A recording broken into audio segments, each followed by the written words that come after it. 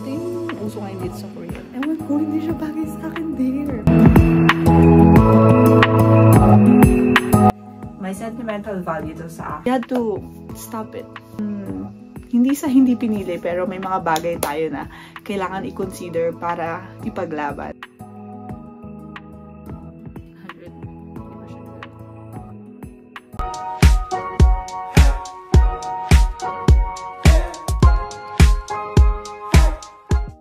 Hi guys! Ira here and welcome to my vlog. For today's video, mag-aayos ako ng closet ko. Since fall season na dito, kailangan ko na mag-change ng closet kasi kailangan natin yung mga pang malamigang damit na. So, kailangan ko nang ipack yung mga summer clothes and spring clothes ko. And then ngayon, mag-change ako and also mag-aayos ako ng mga gamit ko and I want to document and share it to you guys. So, let's go! So, last semester, nasa 3rd floor ako. But this semester, nag-change na ako ng floors. Na 2nd floor ako. And dito sa floor namin, wala masyadong mga storage. Kaya naman pinalagay ko sa kaibigan ko yung mga clothes ko. And ngayon, kukunin ko na siya. Since mag-winter na nga. By the way, napansin nyo ba yung aking new hairstyle? Hindi ko alam, mahaba yan din. Tapos, ito yung uso ngayon dito sa Korea. Ewan ko, hindi siya bagay sa akin, dear. Pero okay lang. Maganda to kapag pinansya, pero kasi wala pa akong ligo. So guys, if you don't know, nakatira ako sa dorm and shared rooms kami. So sa akin, yung mga roommates ko ay from another nation. And ngayon, dahil nga weekend naman tomorrow, medyo nagala sila. So ako lang mag-isa dito. Tama-tama kasi maglilinis ako. And by the way, bago ako mag-change ng closet ko, sasalang muna ako ng labahan. Medyo hindi ko gusto yung hairstyle ko kasi meron akong bangs. Kaya naman, tatali ko muna siya. Wait lang. But anyway, bukod sa mga skincare na pinopromote ko sa aking Instagram account, isa rin talaga sa sikreto kung bakit nawala yung aking mga acne and wala na ako masyadong pimples. Meron na lang minsan kapag may monthly dalaw ako, pero bihira na lang talaga is because hindi ko hinahayaan na 7 days kong gagamitin yung aking pillowcase. Kasi araw-araw siyang ginagamit, di ba? Madumi siya. So, I make sure na every laundry day ko, which is Friday or Saturday, kasama yung aking mga pillowcase. Tapos yung aking kumot naman, every month dapat siyang nilalabhan. And this time, ako naman, meron ako mga spare blankets. Kaya naman, magpapalit din ako ng blankets for autumn and for winter. Kasi iba naman yung gamit ko. Medyo manipis. Manipis yung aking pang summer. So, ito yung pang summer ko. And then, ito naman yung aking pang summer na sapin. So, pagpapalit ako, kailangan natin ng medyo makapal-kapal kasi nararamdaman ko na every morning na sobrang lamig. I keep waiting for you to call. I'm thinking that I'm gonna need. Ito yung mga jacket ko. Gagawin ko din pala to. Gagawin ko din to. Ito. This is also for winter shoes. So, ganyan siya. Medyo makapal siya sa loob. A miracle, wasted again. I tell my friends I'm feeling like a winter jacket from my dad. So, kinuha ko siya for a remembrance. And sabi ko, gusto gagamitin ko. Kaso medyo malaki siya eh. Malaki siya pero yeah, this is from my late father. Guys, I have here 2 scarf. Ito naman, may sentimental value to sa akin. So, yeah. From my Filipino friend, closest friend. Alam nyo guys, nabili ko lang tong maleta ko sa Shopee for less than 2,000 and hindi maganda yung quality niya. So, I suggest na bumili kayo ng maleta na medyo mahal kasi ito sobrang bilis niyang masira. Nung nabili ko to, yun nga, nasa less than 2,000 lang. Tapos, twice lang siyang nagamit. Pinadala ko siya sa friend ko, which is ginamit niya. Tapos nung pag-uwi ko ng Pinas, pagbalik ko dito, nagtataka ko, bakit nawala yung maleta ko? Yun pala, kinover ng airline representative ng plastic kasi sobrang lambot niya. And therefore, next time, I couldn't use it anymore. So, these are my winter jackets. See? This is nice. Actually, binigyan ako ng tita ko ng 2 or 3 boxes of winter jackets, but I had to throw it kasi nung summer, wala ako dito sa Korea. Nasa Pinas ako. Basta nasa galaan ako. Ang lakas ng ulan. Tapos, yung roof pala namin doon sa storage room, tumutulong until nabasa. Tapos, hindi siya basta-basta napansin ng mga ka-schoolmate ko. Kaya yun, medyo after 2 months ko pa nalaman na, basa, and nangangamoy na mabaho na. And alam niyo naman ako si tamad. So, hindi ko siya So, ito naman yung aking gagamitin for bedsheet. I still have here a spare one. Ito kasi, gusto ko naman siyang ibigay sa mga schoolmates ko. Pero kasi, this is important. Kapag binigay ng boyfriend ko or binili ng boyfriend ko, hindi ko siya basta-basta binibigay. You're coming 'cause I feel the sun.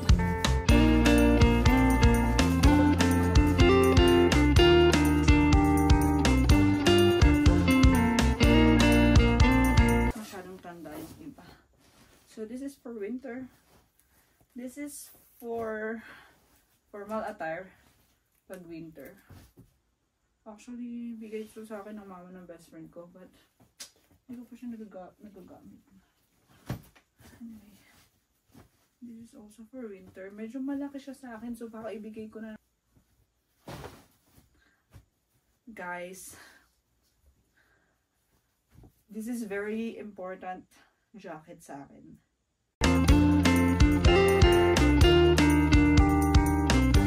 I'm waiting for the special touch you give. I'm needing it more than I ever did. I don't wanna be a sacrifice in love. Before you I will. So guys, akala ko na wala na yung iba kong gamit kasi nga ang dami niya, and since walang storage dun sa floor namin, kaya medyo naghiwa-hiwalay, but buti na lang na-check ko dun sa may isa kong Filipino friend.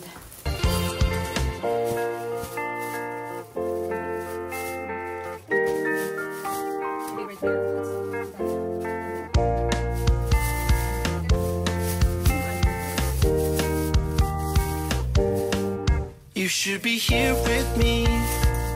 No wasting time, yeah, you've been on my mind. Ang eksena ng aking mga winter clothes. Kaloka, ang dami. Yung iba dito ipapamigay ko, but before that, isa lang ko muna yung mga labi. So tell me you're a Filipino without telling me you're a Filipino. Siyempre, dapat meron tayong downy. So, ito meron yung downy. Ito lang ang gamitin. Downy everything. So guys, magdadalawang ipat ako. Wait. Washing machine, meron siyang bayad. That's why kailangan mo nitong Seller Plus. 1,001 siya per laba. Okay. Don't overthink it, you were there from the start when my heart became yours. Don't say we're over. You should be here with me. Try ko. Alam niyo guys, yung mga ganito dapat pinapalaba talaga siya sa may shop na pinaglalaban nito kasi masisira yung sa loob. Pero okay lang. Sabi yung nagbubuo-buo na siya sa loob. Tumili yung namin ko ng sabon, 10 kilograms. Alam niyo guys, dito sa Korea, hindi mabubula yung sabon nila. So ako, medyo hindi ako naniniwala. Kaya ang dami ko talaga nilalagay.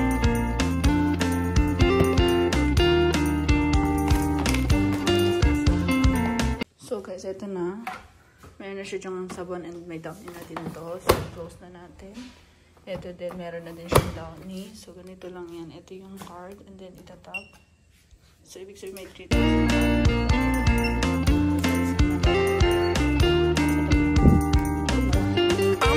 For the special touch you give, I'm needing it more than I ever did. I don't wanna be a sacrifice in love. Before you I will.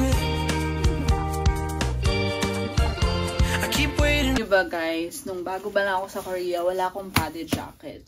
So that time, pinilan na ako ng boyfriend ko nung jacket na makapal, which is nice.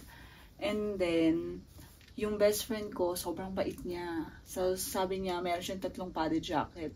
Binigay niya sa akin yung isa. Tapos, Yun, binigyan din ako ng boyfriend ko ng isang polo jacket. So, dalawa na siya. And then, may mga blessings na dumating. So, ngayon, yung polo jacket ko ay 4 na. Tapos, ang dami ko ng, I mean, for the padded jacket, yung long padded jacket, yung ibig sabihin ko. Pero, ngayon, ang dami ko ng mga winter jacket. And sabi ko nga sa inyo, nagtapon pa ako last time kasi nga, diba, yung nangyari. So, ngayon, since autumn pa lang naman, itatago ko muna to. For you to call, I'm thinking that I'm gonna need a miracle. Wasted again. I tell my friends I'm feeling like you're coming cause I feel the sun. Coming autumn kasi nga, as I told you earlier, sobrang may naaalala ako pag sinusuot ko to. So, ngayon, alam niyo yun, he's someone like the one that got away by tawag dyan. I don't know, hindi talaga, hindi ko alam bakit ganun. Guys, this is from a special friend na importante siya sa buhay ko. Na naging importante siyang part ng buhay ko. So, this was from one of the pastor na naging hindi ko alam kung anong iti-term ko, pero ayun nga. So, nagkamabutihan kami, and to the point na pinakilala ko na din siya sa parents ko, sa mom ko, tas sa mga deacon, nakilala din siya ng iba ko mga ka-churchmate, gano'n. Pero kasi parang, ano ko ba sasabihin? Pero kasi may mga bagay na, alam niyo yun, hindi talaga kayang i-work out. May mga bagay na ang hirap i-figure out kung paano siya dapat mag-work, lalo na kasi hindi na kami mga pabata. And may mga bagay na dapat i-consider kung ano yung makakabuti. And ayun, we had to cut our connections. Hindi naman kami nagkaroon ng relationship. Muntik lang, pero yun nga. Hindi naman sa hindi pinili, hindi lang talaga pwedeng mag-work yung if ipipilit namin. And kung ipipilit namin, maraming bagay na dapat i-consider. May mga pangarap na mawawala. So, yun. Kaya hindi siya nag-work. And na, wala na akong connection sa tao na yun. But still, special po sa akin. Hindi naman ganun kaganda yung quality actually. It's the story that matters. Ngayon, parang, pag nakikita ko kasi itong jacket na to, naaalala ko. And, ayun, there's like some kurot. Yeah. Kaya itatago ko na lang siya. Yung ano na to, brown na to, binigay to sa akin ng friend ko nung winter. At ako naman, bida-bida ako. Alam niyo ako kasi pagmamaganda talaga ako kahit kailan. Ngayon, sinuot ko to during my birthday and my other friend's birthday. So, sinelebrate namin siya dun sa isa kong Filipino friend sa bahay nun. And then, alam nyo, ito yung suot ko. Napakalamig pala sa labas. And ngayon, ang nangyari, tinatawanan nila ako. Pero syempre, kasi ako yung nag-iisang babae nun. Siguro, ayaw nila rin ako ma-offend. Tapos, yung isa kong Filipino friend, binigyan niya ako nito. Binigyan niya sa akin ito. Sabi niya, ano mo na to? Gamitin mo na to. Tapos, alam nyo ba, after how many months? 8 months. Isang linggo ko lang nalaman na binibiro ako ng Filipino friend ko pag nagkita tayo yung brown na sinuot ko nung winter. Kasi yun ay pang autumn, hindi yun pang winter. Tapos tawa siya ng tawa. Kasi na-realize ko, okay. So, nilabas ko siya kasi I'm planning to wear this. Pero pa, ayun kasing isuot siya na meron akong picture with that person. So, baka hindi ko yan isuot.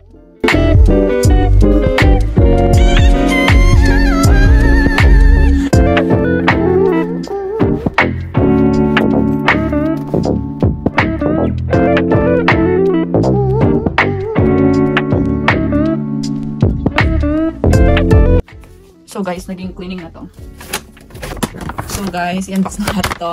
This was from the medical mission yesterday.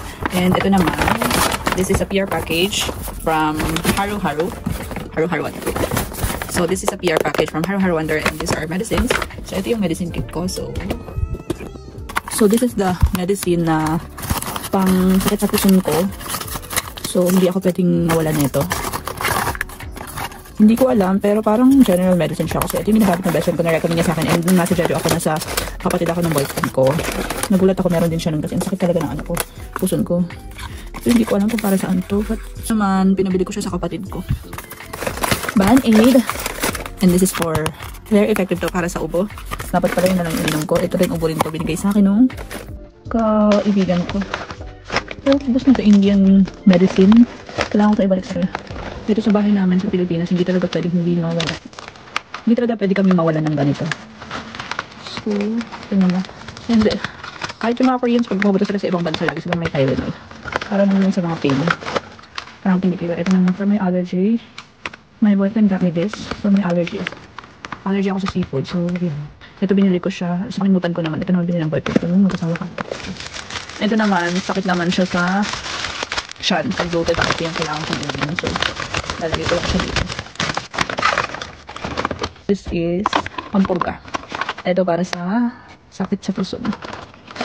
Ito naman sa pangsalangkas siya. Para sa ubo. Ito vitamin C. So actually, this is multivitamins. Pero binigyan nila ako kahapon. I have to take this as well. This collagen. Pero minsan na lang. Tapos tinaman ako. May tinulog take.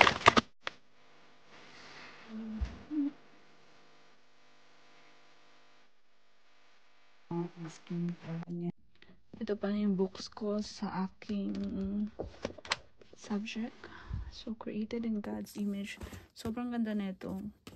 And ito naman, medyo na-addict ako sa libro na to ngayon kasi it talks about Reformation and sobrang ganda ng story ng Reformation. It was so dramatic. So guys, kung gusto nyong pag-aralan halimbawa yung history ng Catholic and Protestant, sobrang ganda. Kasi ito yung mga church father natin. Si Martin Luther, which is ito yung ninail niya na 95 theses. Pag plural thesis, pag singular thesis. Tapos, ayan. Takpan kasi siya. He was against Catholic for the indulgences. Basta ikwento ko sa inyo. Ayan, wait lang. I mean, pag may time. Comment kayo kung gusto nyong malaman. Or, yeah. Comment. So, ang title na itong vlog na to is Clean With Me. So, ito naman yung aking cabinet for the foods.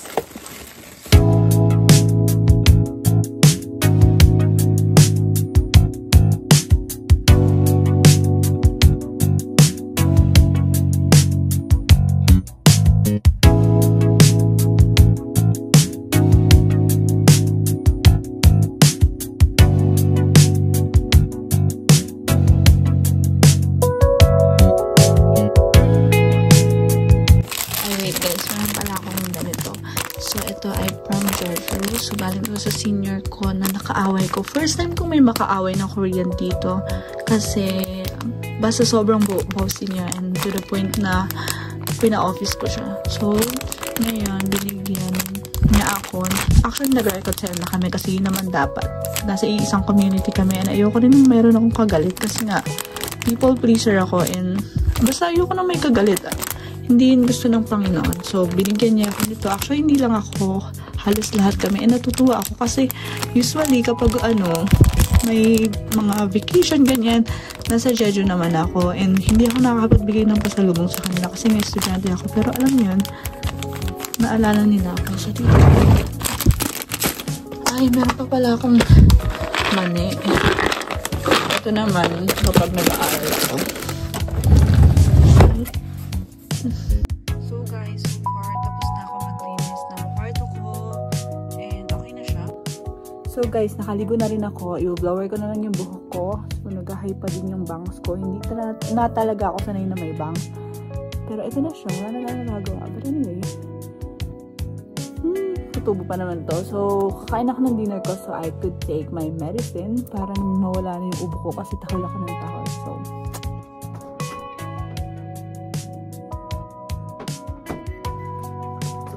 I eat my dinner, banana, and also this uyu, which is milk. So, pinainit ko lang siya. Hindi kasi ako pwede uminom ng malamig nito because sasakit yung tiyan ko. Meron din explanation pero nakalimutan ko. Pero yun, hindi ako pwede uminom ng malamig. Dapat mainit. So, 1 minute and 30 seconds. And then, kakainin ka ito while watching Netflix. Meron akong pinapanood ngayon. Nakalimutan ko na yung title. Pero kasi favorite ko sila. Yung mga main characters. Ayan. So, season 2 na ako ngayon. Check ko lang siya. Season 2, episode 4 na ako. So guys, hanggang dito na lang yung video ko. So kung pinanood mo to hanggang dito, thank you so much. If you have an Instagram, let's be friends. And also, please like this video and subscribe.